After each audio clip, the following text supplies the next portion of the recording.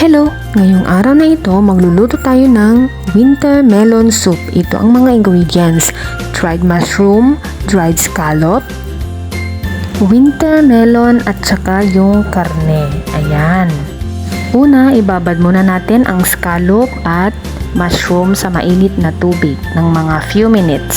At pag malambot na ang scallop, paghiwa-hiwalayin lang natin ito at hiwain lang natin ang dried mushroom into cube size. Ayan. Mas maganda kasi tignan pag pare-parehas na cube size ang ating mga ingredients. Tsaka bite size lang dapat. Ayan.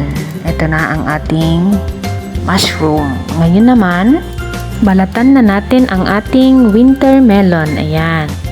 Ganyan lang ang pagbalat sa winter melon. Tapos, alisin natin ang buto sa gitna. Ayan, dahil hindi natin kailangan. Tapos hiwa-hiwain lang din ng cube size. Ayan. O, diba? Pare-parehas ang ating cutting. At pagkatapos nating hiwain, hugasan lang natin ito at iset aside. Ayan. Ngayon naman, hiwain natin ang karne ng cube size din. At lalagyan lang natin ng oyster sauce, cornstarch, paminta, soy sauce, asukal, tsaka rice wine, tsaka halo-haloin lang. Ayan. Ngayon naman, magpakulo na tayo ng tubig. Ayan. At pagkatapos, ilagay na natin ang mushroom at tsaka yung scallop at ang ating winter melon.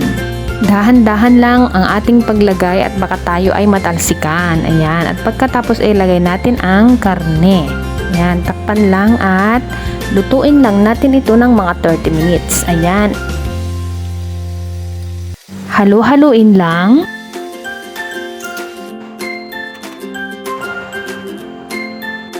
At pag naluto na, lalagyan lang natin ng konting asin dahil may seasonings na ang ating karne. Ayan.